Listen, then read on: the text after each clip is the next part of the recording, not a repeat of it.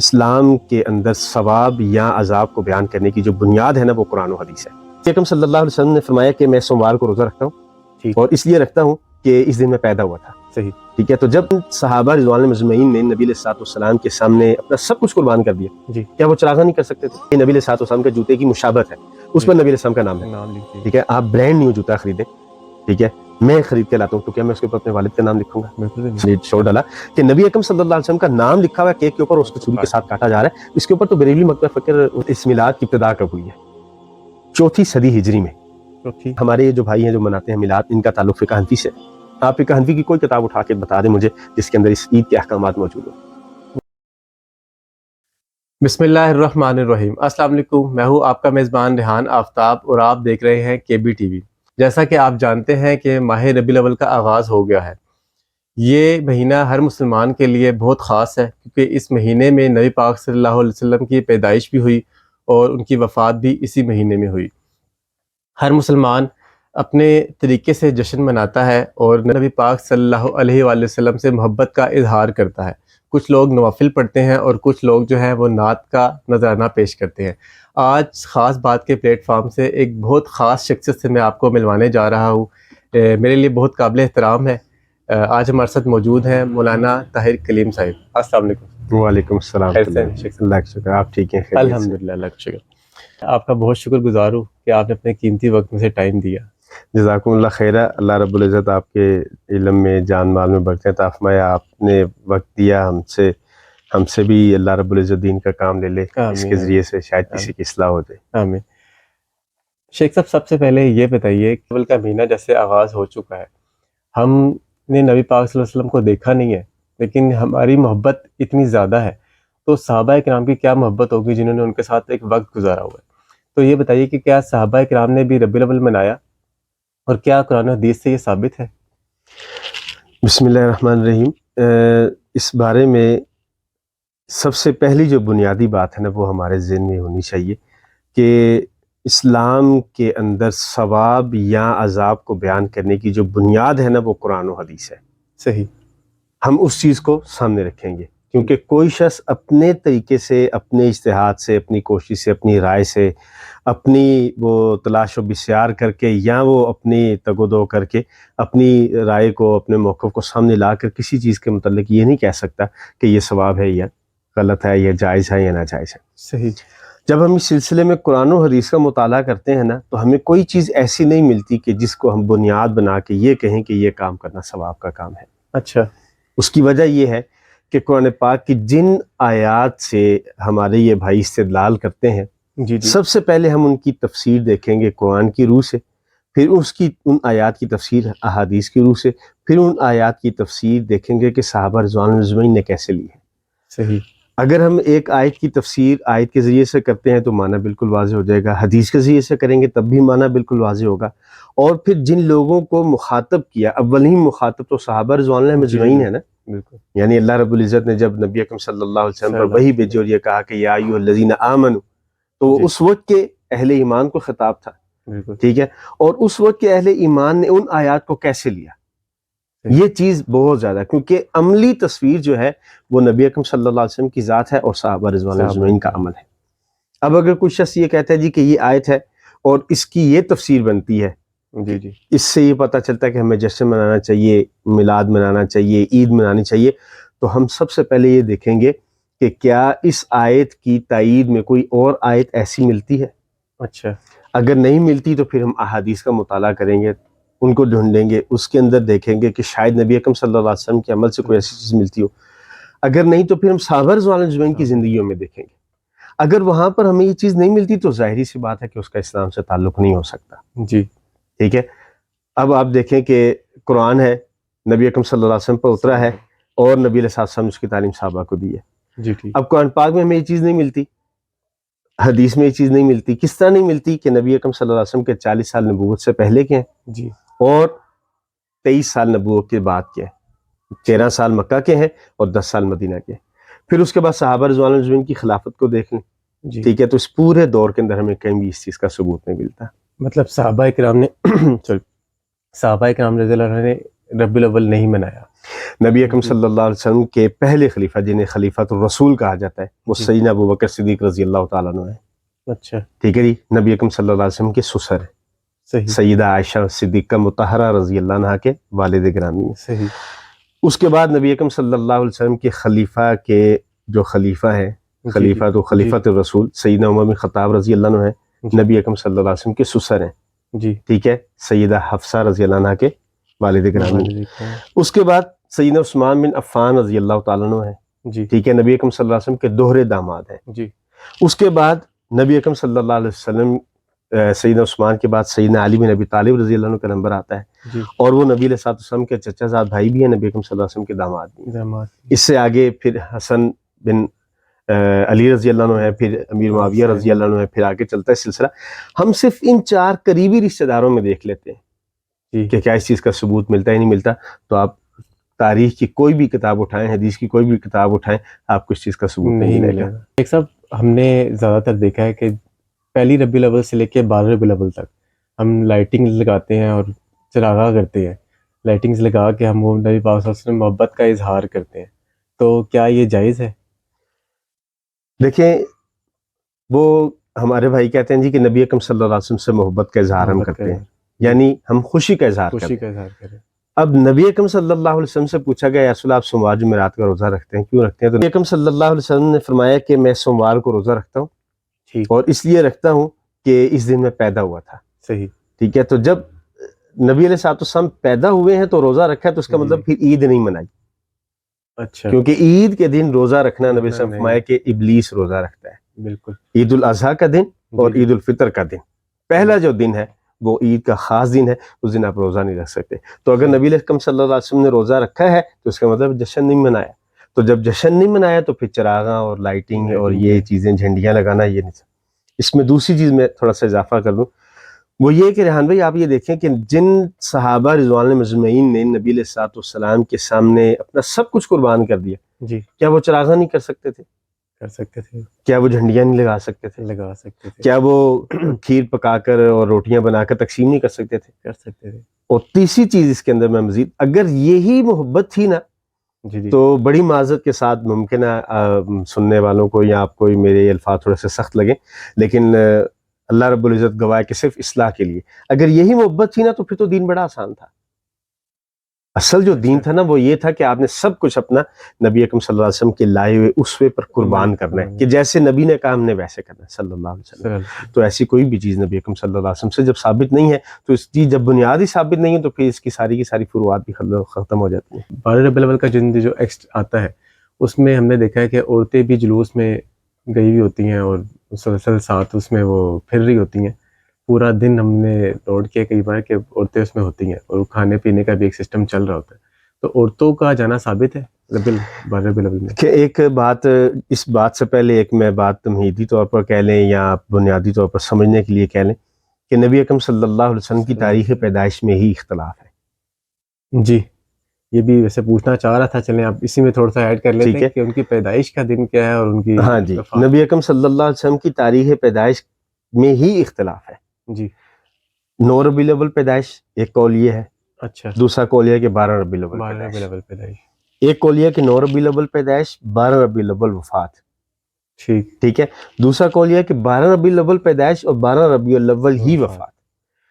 اہل تشیع کے جو علماء ہیں اور ذاکرین ہیں ان کے نزدیک اور 2 ربیع الاول ہے, 8 ربیع الاول ہے, 10 ربیع الاول ہے, 18 ربیع الاول بھی ہے. اچھا, وہ نیاز و طالبین کے مصنف جو عبدالقادر جیلانی رحمۃ اللہ علیہ وہ تو کہتے ہیں نبی اکرم صلی اللہ علیہ وسلم کی پیدائش ہی محرم الحرام میں ہوئی ہے. اچھا, ربیع الاول میں پیدا ہی نہیں اور اختلاف آ گیا. ٹھیک ہے جی. تو جب ہم ان چیزوں کو دیکھتے ہیں تو پھر اس چیز کا جب تعین ہی نہیں ہے, اختلاف ہے امت کے اندر, ٹھیک ہے, تو پھر ہم کیسے اس چیز کا ایک دن کا تعین کر سکتے ہیں؟ پھر ہمیں ان سب دنوں پر اس چیز کا اہتمام اگر ہم کرتے ہیں تو پھر ہمیں سب تاریخوں کا اہتمام کرنا چاہیے. پورا ربیع الاول بن جاتا ہے, محرم بھی بیچ میں شامل ہو جاتا ہے جی. پھر تو اس لیے یہ چیز ہے ہی محل نظر, محل اختلاف ہے, تو پھر ہم کوئی ایک دن محسوس نہیں کر سکتے. رہی بات خواتین کے حوالے سے, تو اسلام نے عورت کو بہت مقام و مرتبہ دیا ہے. جی بہت زیادہ رتبہ دیا ہے. جی یعنی آپ یہ کہہ لیں کہ اگر اس نے یہ کہا ہے نا کہ تو اپنے مرد کی تم نے اپنے مرد کے تابع رہنا ہے, تو اللہ رب العزت نے اس کو اس کے ساتھ کتنا رتبہ دیا ہے کہ مرد کو کہا کہ تم اچھے اس وقت ہو کہ جب تم اپنی بیگم کے ساتھ اچھے ہو.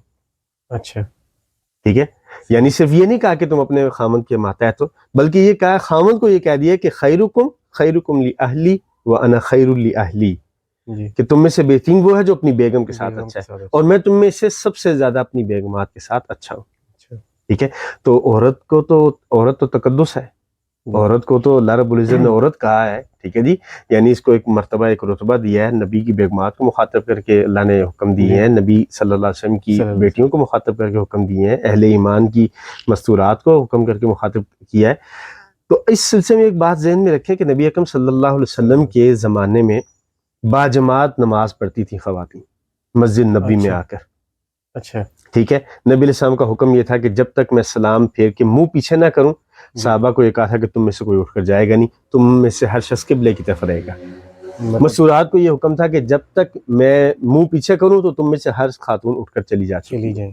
ٹھیک ہے, اب نبی علیہ السلام نے مسجد نبی کا ایک دروازہ صرف خواتین کے لیے خاص کر دیا تھا. اچھا, فرمایا کہ یہ دروازہ مستورات کے لیے, اس رستے سے صرف خواتین آئیں گی نماز ادا کرنے کے لیے اور اسی دروازے سے واپس جائیں گی. یہ کس لیے فرمایا کہ مرد اور عورت کا آمنا سامنا نہ ہو, اختلاط نہ ہو, جسے انٹریکشن کہتے ہیں نا, انٹریکشن نہ ہو, اختلاط نہ ہو, بالکل بھی آمنا سامنا نہ ہو. مردوں کو یہ حکم دیا کہ تم نے رستے کے بالکل درمیان میں چلنا ہے, عورت کو یہ حکم دیا کہ بالکل گھروں کی دیوار کے ساتھ لگ کے چلنا ہے. یہ اس میں تو پوچھنا چاہوں گا اپنی نالج کے لیے کہ یہ تب حکم دیا جب پردے کا حکم آ چکا تھا یا یہ اس سے پہلے کا؟ جی, پردے کا حکم کے بعد بھی ہے, پردے کے حکم کے بعد کیا ہے کہ مردوں کا اور عورتوں کا اختلاط نہ ہونا. ٹھیک ہے, اب جب اسلام نے اتنا زیادہ اہتمام کیا کہ عبادت کے لیے بھی وہاں تو آمنا سامنا نہ ہو, تو ایک وہ کام جس کی اصل ہی نہیں ہے, جس کی بنیاد ہی نہیں ہے. ٹھیک ہے, اور اس میں پھر آپ جو ماحول بنتا ہے علمان والحفیظ آپ دیکھ سکتے ہیں, جانتے بھی ہیں آپ. بالکل ایسے ہی ہے. ویسے بھی جب نبی پاک صلی اللہ علیہ وسلم نے عورتوں کو پردے کا حکم دیا تو پھر کام بنتا ہی نہیں ہے. بالکل کہ وہ شیخ صاحب ابھی جو ہم کچھ ٹائم سے یہ میں دیکھ رہا ہوں کہ سوشل میڈیا کے اوپر ایک اسپیشل 12 ربیع الاول کو کیک کاٹا جاتا ہے. ٹھیک ہے, ان کی سالگرہ کے طور پہ سالگرہ منائی جاتی ہے. تو اب ویسے تو آپ نے اس میں پہلے ہی کلیئر کر دی ہے, لیکن پھر بھی اس میں تھوڑا سا بتا دیں کہ کیا یہ جائز ہے کہ کیک کاٹنا ان کے نام کا؟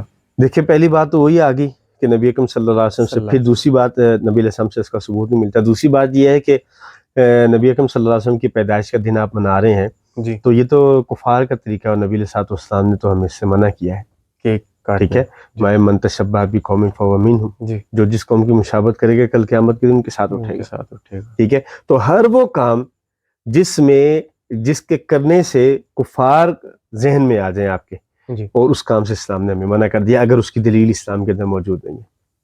ٹھیک ہے, دوسری چیز اب یہ آ جاتی ہے کہ آپ دیکھیں کہ شبیہ نال پاک ہے. جی ٹھیک ہے, شبیہ نال پاک کے اوپر نبی اکرم صلی اللہ علیہ وسلم کا نام لکھا ہوا ہے. جی بالکل, جوتے کی وہ مشابہت سے بنا دی کہ نبی علیہ السلام کے جوتے کی مشابہت ہے, اس پر نبی علیہ السلام کا نام ہے. ٹھیک ہے, آپ برانڈ نیو جوتا خریدیں, ٹھیک ہے, میں خرید کے لاتا ہوں, تو کیا میں اس کے اوپر اپنے والد کا نام لکھوں گا؟ بالکل بھی نہیں, سوال ہی پیدا نہیں ہوتا. ٹھیک ہے, تو نبی اکرم صلی اللہ علیہ وسلم کا نام نبی اکرم صلی اللہ علیہ وسلم کے جوتے پر. پھر دوسری چیز جو آپ نے ذکر کی, اس کے اوپر تو ہندوستان کے اندر بھی باقاعدہ شور ڈلا, اور پاکستان کے اندر بھی پچھلے سال 2-3 سالوں سے میں دیکھ رہا ہوں, ہاں جی, شور ڈلا کہ نبی اکرم صلی اللہ علیہ وسلم کا نام لکھا ہوا ہے کیک کے اوپر, اس کو چھری کے ساتھ کاٹا جا رہا ہے. اس کے اوپر تو بریلوی مکتبہ فکر کے علماء نے اچھا بھلا خاصا شور کیا ہے کہ یہ تو نبی اکرم صلی اللہ علیہ وسلم کی توہین ہے, آپ امت کو کیا پیغام دے رہے ہو, آپ کفار کے سامنے کس یعنی منظر کو لانا چاہ رہے ہو کہ ہم نبی اکرم صلی اللہ علیہ وسلم کا نام کاٹ رہے ہیں. میں تو بس جب وہی بات آ جاتی ہے کہ جب یہ عملی ثابت نہیں ہے تو پھر اس سے جڑی ساری چیزیں غلط ہیں. تو شروع سے یہی سنا ہے کہ 2 عیدیں ہوتی ہیں, ٹھیک ہے, لیکن کچھ ٹائم سے ایک ہمارے علماء تھے جنہوں نے یہ کہا تھا کہ اب 12 ربیع الاول کو بھی عید میلاد النبی کا نام دیا گیا ہے, تو عید تو ہماری ویسے 2 ہے, تو کیا اب ہم اس جو ہماری تیسری عید اس میں ایڈ کر دی گئی ہے, کیا یہ ٹھیک ہے کیا کار؟ اس سلسلے میں آپ کے سوال پر میں پہلے ایک بات کی وضاحت کرنا چاہوں گا کہ اس میلاد کی ابتدا کب ہوئی ہے.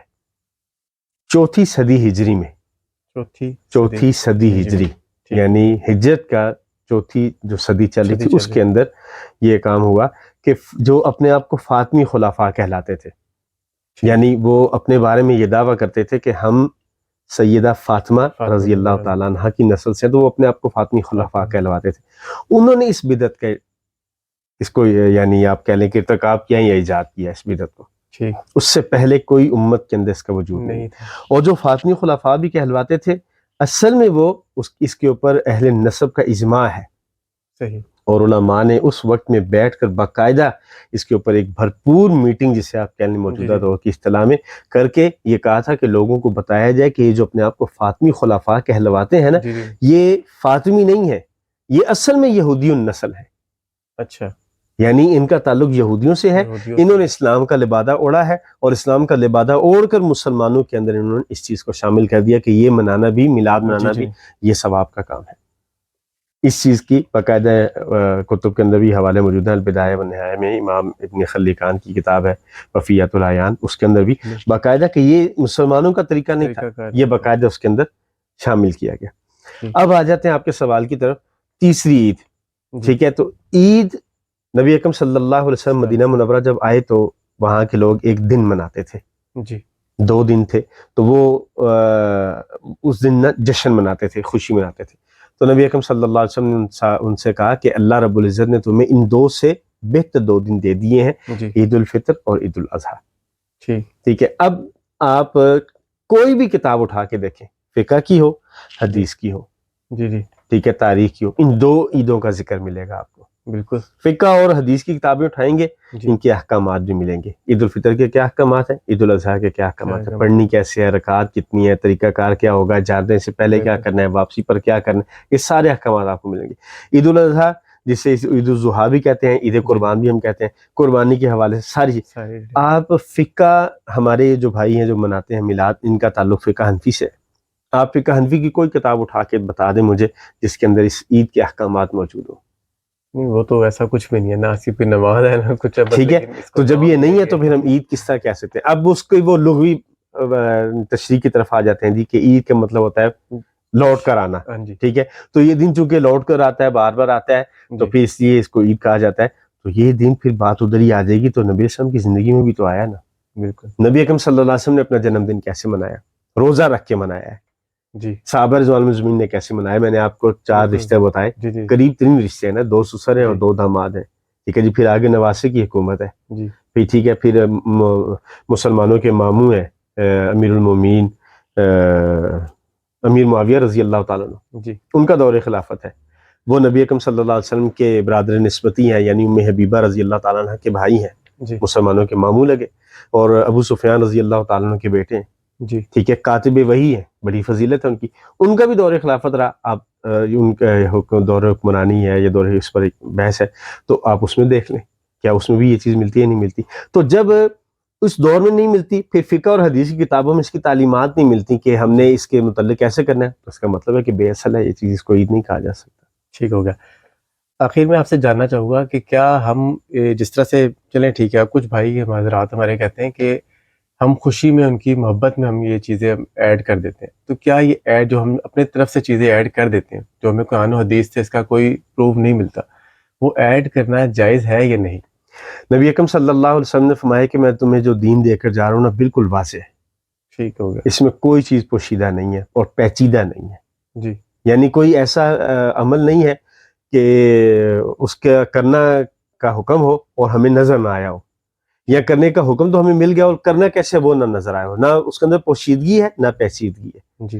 اور صحیح ابن خزیمہ کی حدیث ہے، نبی علیہ السلام نے فرمایا کہ کوئی نیکی ایسی نہیں جی جو تمہیں جنت کے قریب کرنے والی ہو، جہنم سے دور کرنے والی ہو، میں نے تمہیں اس کو کرنے کا کہا ہے. اور کوئی عمل ایسا نہیں ہے جو تمہیں جہنم سے قریب کرتا ہو اور جنت سے دور کرتا ہو، میں نے تمہیں اس سے منع کیا. تو جب دین سارا اللہ رب العزت نے نازل کیا مکمل، الیوم اکملت لکم دینکم، میں نے آج تمہارا دین تم پر مکمل کر دیا. نبی علیہ السلام نے مکمل دین صحابہ کو بتا دیا، صحابہ نے اس مکمل دین پر عمل کر کے ہمیں دکھایا. اب ہمارا فرض کیا ہے؟ ہم اس کے اندر کوئی اضافہ نہ کریں اور اس کے اندر کسی چیز کی کمی نہ کریں. یہ ہمیں اسلام کا حکم ہے. اب رہی بات خوشی کی، تو مجھے آپ ریحان بھائی یہ بتائیں کہ کون سا دن ہے جو ہم نبی اکرم صلی اللہ علیہ وسلم کی یاد کے بغیر بنا سکتے گزار سکتے ہیں، کوئی دن آپ بتا دیں.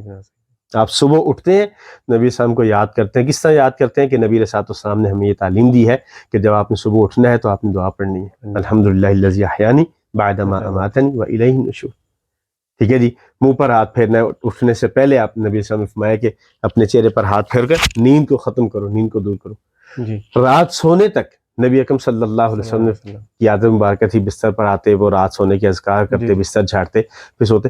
تو کون سا دن ایسا ہے کہ آپ نبی وسلم کو یاد کیے بغیر گزار سکتے؟ نہیں گزار سکتے. ٹھیک ہے. لیکن بس ایک یہ ہے کہ اسلام نے اضافے سے منع کر دیا، یہی غلوب ہے. ٹھیک ہے، میں بات تھوڑی سی لمبی ہوگی. غلوب یہی ہے. اللہ رب العزت نے اہل کتاب سے کہا کہ یا اہل کتاب لا تغلوا فی دینکم، اہل کتاب دین میں غلوب نہ کرنا. غلوب یہ تھا کہ کسی چیز کے اندر اضافہ کر کے اسے اس کی حد سے آگے لے جائیں. نبی اکرم صلی اللہ علیہ وسلم کی شان میں بھی اب یہی غلوب ہے کہ نبی علیہ السلام نے جو کام نہیں کیا ہم کرتے ہیں سنت کی حیثیت سے. جی ٹھیک ہے. تو اس کا کوئی جواز نہیں بنتا. دوسری چیز میں آپ کے سامنے ایک اور بیان کر دوں، یہ جو اسی حوالے سے کیا ہم خوشی کے طور پر کر سکتے ہیں نہیں کر سکتے. کیونکہ معذرت بیچ میں تھوڑا سا ایڈ کروں گا کہ دین سے تو یہ دین تو وہ ہے نا کہ آپ نے نماز وغیرہ ان چیزوں کے اوپر انہوں نے ہمیں تعلیم دی ہے نبی پاک صلی اللہ علیہ وسلم کی جو حدیث کے مطابق ہمیں ملتی ہے. یہ تو ان سے محبت کا ہمارا اظہار ہے نا کہ ہم اس کو ان کی محبت میں کچھ چیزیں ایڈ اگر کر لیتے ہیں تو کیا وہ غلطی ہیں؟ جی بالکل غلط ہے. اور دین صرف عبادات نہیں ہے ریحان بھائی. اچھا. دین کے اندر کاروبار بھی آتا ہے، دین کے اندر میرا لباس بھی آتا ہے، دین کے اندر میرے صبح و شام بھی آتے ہیں. ایون کہ نبی اکرم صلی اللہ علیہ وسلم کی صحیح حدیث ہے کہ ایک شخص اپنی بیگم کے پاس جاتا ہے اپنی جسمانی تسکین کے لیے، جی اپنی بیگم سے انٹر کورس کرتا ہے اور اس کے ساتھ مقاربت کرتا ہے. جی جی ٹھیک ہے، اس پر بھی اس کو ثواب ملتا ہے. اب ہم یہ کہہ سکتے ہیں اس نے کوئی 2 رکعت نماز تو نہیں ادا کی، اس نے روزہ تو نہیں رکھا، اس نے کوئی اللہ کی راہ میں خیرات تو نہیں کی، وہ طواف کے لیے تو نہیں گیا، اس نے اپنی جسمانی ضرورت پوری کی ہے تو اس پر بھی ثواب ہے. تو مسلمان کا کوئی قدم ایسا نہیں ہے جو دین سے باہر ہو. آپ چلتے ہوئے آپ کو ٹھوکر لگتی ہے، آپ گرتے گرتے اپنے آپ کو سنبھال لیتے ہیں، اس پر بھی آپ کے گناہ معاف ہوتے ہیں. نبی اکرم صلی اللہ علیہ وسلم نے فرمایا کہ کانٹا بھی چبھتا ہے نا تو اس پر مسلمان کے گناہوں کو معافی ملتی ہے، گناہوں کی معافی ملتی ہے مسلمان کو، اور اس کے درجات بلند ہوتے ہیں. ٹھیک ہے. اور ایک بات کی وضاحت ضرور کروں گا کہ سنت 2 طرح کی ہے. ایک سنت فعلیہ ہے یعنی کرنے کی سنت، اور ایک سنت ترکیہ ہے یعنی چھوڑنے کی سنت. اب سنت فعلیہ کیا ہے کہ جو نبی علیہ السلام نے کیا یا کرنے کا حکم دیا یا نبی السلام کی موجودگی میں کیا گیا اور نبی السلام نے اس سے روکا نہیں تو وہ ہم کر سکتے ہیں. ٹھیک ہے. اب سنت ترکیہ کیا ہے، یہ بات سمجھنے والی ہے. علامہ البانی رحمہ اللہ نے اس پر بڑی خوبصورت بات کی ہے. وہ کہتے ہیں کہ سنت ترکیہ یہ ہے کہ ہر وہ کام جو نبی علیہ السلام کے دور میں کیا جا سکتا تھا نبی علیہ السلام نے نہیں کیا، ہم نہیں کریں گے بے شک اس کی ضرورت ہی کیوں نہ ہو. اب مثال دیتا ہوں میں آپ کو، نماز جنازہ ہے. جی جی ہمارے ہاں نمازوں کے اوقات متعین ہے، اذان ہوتی ہے، ہر شخص سمجھ جاتا ہے کہ نماز کا وقت ٹائم ہو گیا. اگر 11 بجے اذان ہو جی تو ہر شخص سوچے گا نا کہ یار یہ کیسی اذان ہے. تو 11 بجے اذان ہوگی تو ایک شخص کے ذہن میں یہ بات جائے گی کہ نہیں اذان کا مقصد ہے کہ کوئی جنازہ آیا ہے. ٹھیک ہے. زیادہ مسلمان شامل ہو جائیں گے، زیادہ مسلمان دعا کریں گے اس میت کے لیے، اس کی مغفرت ہو جائے گی. دی جا سکتی ہے نا، بالکل ہو سکتی ہے، لیکن نہیں ہم دے سکتے. کبھی آپ نے کوئی جنازہ ایسا پڑھا جس میں اذان دی؟ نہیں، ایسا نہیں ہے. ٹھیک ہے. عیدین کی نماز ہے، کیا کبھی آپ نے اذان سنی ان کے لیے؟ عید الفطر کی نماز کے لیے، عید الاضحیٰ کی نماز اب دی جا سکتی ہے نا کہ ایک شخص سویا ہوا ہے، ایک شخص تیاری کر رہا ہے جمعے کی، اسے 15-20 منٹ پہلے یاد دہانی کی جائے کہ 6 بجے نماز ہے، 5:30 نماز ہے، بھی جلدی سے کرو، کپڑے پہنو. لیکن نہیں کیا. ہم بھی یہ کام نہیں کر سکتے، اسے سنت ترکیہ کہتے ہیں. یہی چیز ہم ہر جگہ پر جو ہے نا سامنے رکھیں گے اپنے کہ نبی علیہ السلام نے کیا ہے، صحابہ نے کیا ہے، تابعین نے کیا ہے. امام مالک رحمۃ اللہ علیہ بڑی خوبصورت بات کہا کرتے تھے کہ ما لم یکن یومئذ دینا لا یکن الیوم دینا. فرمایا کرتے تھے کہ نبی علیہ السلام نے 3 زمانوں کو بہترین زمانہ قرار دیا ہے. نبی علیہ السلام کا زمانہ، صحابہ کا زمانہ، تابعین کا زمانہ. وہ کہا کرتے تھے جو اس زمانے میں دین نہیں تھا نا وہ قیامت تک دین نہیں بن سکتا. یعنی اسے ثواب سمجھ کے، اچھا سمجھ کے، یاد سمجھ کے، ایک یاد کا ذریعہ بنا کچھ بھی وہ کہا کرتے تھے کہ نہیں ہو سکتا، اس کے اندر اضافہ نہیں کیا جا سکتا. تو بس ہماری اللہ نے مکمل دین اتارا، نبی صاحب نے مکمل دین پہنچایا، صحابہ نے مکمل دین پر عمل کیا. ہماری ذمہ داری نہ اس میں اضافہ کریں نہ اس میں کچھ کمی کریں. KBTV کی طرف سے آپ کوئی میسج دینا چاہیں ہمارے دیکھنے والوں کو؟ بس میسج یہی ہے کہ ہمیں جس طرح کے دور سے ہم گزر رہے ہیں شدید فتنوں کا دور ہے، بہت سخت فتنے ہیں، اور ہر آنے والے وقت میں، یہ آج کی بات نہیں ہے، نبی اکرم صلی اللہ علیہ وسلم اپنے زمانے کی بات کر رہے ہیں، اور نبی علیہ السلام ایک ٹیلے پر چڑھے اور صحابہ رضوان مجمعین کو مخاطب کر کے فرمایا کہ میں بارش کی بوندوں کی طرح تمہارے گھروں کے اندر فتنہ اترتے دیکھ رہا ہوں۔ تو اگر نبی علیہ السلام کے دور میں نبی علیہ السلام یہ بات کہہ رہے ہیں تو آج ہم کس جگہ پر ہیں؟ تو میں صرف یہ گزارش کروں گا اپنے تمام دیکھنے والوں کو، ناظرین کو، کہ جس طرح ہم دنیا کے لیے محنت کرتے ہیں نا، ہمیں دین کے لیے بھی محنت کرنی چاہیے۔ اس کی وجہ یہ ہے کہ اسلام نے کہیں بھی دنیا کمانے سے منع نہیں کیا، حتیٰ کہ نماز جمعہ کے متعلق بھی فرمایا فَإِذَا قُضِيَتِ الصَّلَاةُ فَانتَشِرُوا فِي الْأَرْضِ وَابْتَغُوا مِنْ فَضْلِ اللَّهِ، جب نماز ہو جائے زمین میں پھیل جاؤ، اللہ کا فضل تلاش کرو۔